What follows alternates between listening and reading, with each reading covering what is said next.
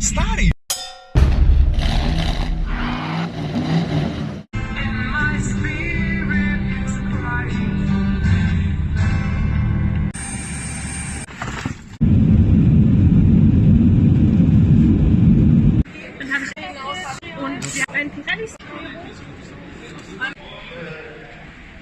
Pa zdaj, preden se odpeljem, sem že na frankfurtskem avtomobilskem salonu razložil, kaj točno se je zgodilo z i3. Avto, pa ne samo i3S, tudi navaden i3 je bil prenovljen. Oba sta malo spremenila svojo podobo, pa ne veliko, malo so drugačni odbijači, pri temu sploh, veš, ki je tako bolj športni. BMW-jevi inženirji so popedenali tudi podvozje, kar pomeni, da se avto pelje malo bolj športno, da je malo nižji. Par sprememb je tudi v kabini. Ena izmed stvari, ki je prilagojena oziroma boljša v primerjavi s prej, je tudi voice recognition oziroma upravljanje z glasom. Pa še na eno stvar so pri BMW v povezavi z i3S zelo ponosni. Jutri bomo na posebnem poligonu zvedeli, na kakšen način so prilagodili delovanje stabilizacijske elektronke. Vse skupaj naj bi delovalo hitrejš, boljš, predvsem pa bolj primerno za tako malo bolj športno izvedenko. We have prepared for you BMW routes.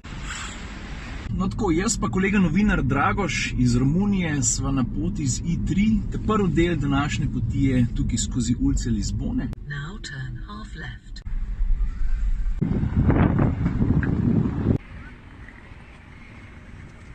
Ena stvar je ziher, z Dragošem se zdaj vozil po ekstremno slabih cestah, tlakovanih s kockam, po ogromnih lukenj, že dobre pol ure. Pa ne glede na to, da BMW pravi, da je i3S bolj čvrst od i3, preprosto dejstvo je, da je še vedno ful udoben. Veš, ta gospa bila malo jezna, zato ker smo se peljali v eno smer, ampak navigacija je rekla, pejte tukaj.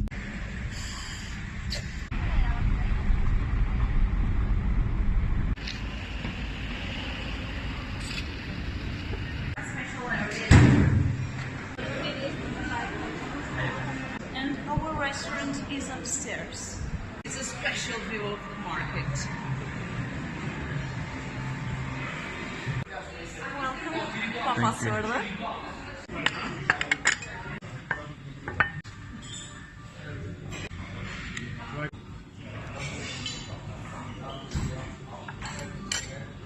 No evo, zdaj po kosilu pa za volanom i3S pa moram priznati, da kakšne velike razlike takole na prvo žogo ne ugotovim v primerjavi z običajnim. Ampak se veš, kako je to, ne? Mestne ulice niso ta prav poligon za preverjanje kaj drugega, kaj mogoče udobja, tako kot sem že prej omenil. Pa mogoče še range po 24 km vožnje ga imava še za 152 km.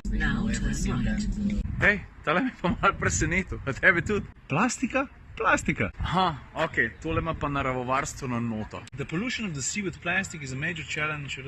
Ok, zdaj štekam. Polovica tega avta je prelepljena z razdrobljeno plastiko, ki je tako ali drugače onesnaževala morje tukaj za Bogalo. Tam smo svinji, a nismo. Kaj pa recimo ti, ki prežvečeš čigumi ali pa pokadiš cigareto ali pa imaš papirček od enega sladkiša, ga vržeš na tla, ga vržeš v koš. In zakaj jaz govorim o teh stvarih na BMW-jevi predstavitvi? Jaz ne vem, če veš, ampak kupenih stvari, ki dejansko sestavljajo avto, svoj izvor, kar se materijala tiče, najdejo glih v odpadkih. We are working on sea plastic to be used in various interior and exterior parts. A imaš pa tukaj eno zadevo, ki se imenuje kenaf. To je v bistvu ene vrste morska trava. No, s pomočjo te, to je ta tukaj, se pa dela en del armaturke, oziroma to je notranja stran vrat. A veš, če si to že kdaj videl od blisti, da ta tekstura verjetno malo hecna. Zdaj veš, zakaj je hecna, zakaj je tako netipična, pod kje prehaja. Drugač pa dajmo ponoviti tiste stvari o i3S, ki sem jih povedal že v Frankfurtu. Recimo za začetek to, da je elektromotor tega avta sposoben proizvesti 135 kW največje moči, to je tam okrog 185 konjev, pa hkrati 10 kW več kot navaden i3. Pa tako sem že prej povedal, ta avto je centimeter bliže tlom, pa ne samo to, tudi koloteka sta 4 cm širša kot pri navadnem. Zdaj, kar se pospeška tiče, ne, navaden i3 7,3 do 100, ta za mano pa 6,9. 6,9 se ne sliši toliko hiter, kakor se čuti, ko znotraj gas stisneš.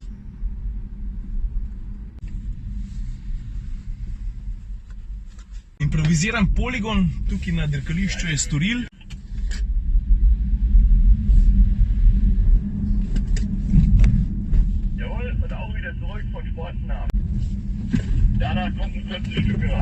V glavnem 4 stopnje stabilizacijske elektronke, izhodiščna, komfortna.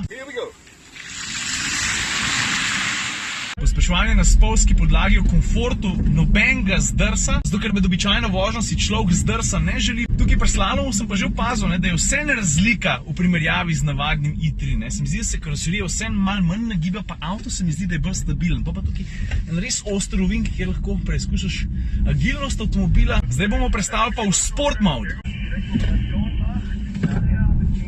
No, zdaj pa na vrsti Traction Mode. To je ta program, ki ga i3 do zdaj ni imel. Ta pa dovoljuje malo več zdrsa pogonskih koles, ker ti ne prije prav samo med športno vožnjo. A veš, tudi med vožnjo po spolskem terenu, recimo blago zasnežena cesta, stabilizacijski sistem malo popusti uzde, ko vsi vemo, da če elektronka vedno kroti ta navor, to ni vedno najboljš. Zaradi tega se včasih lahko avto ustavi, pa recimo ne more napredovati ali po klancu, ali pa krati malo ta užitek med športno vožnjo. Stari! Čutil sem, kako mi zadek malo zdrsne. No ja, malo bolj sem že užival, kot prejle, ne?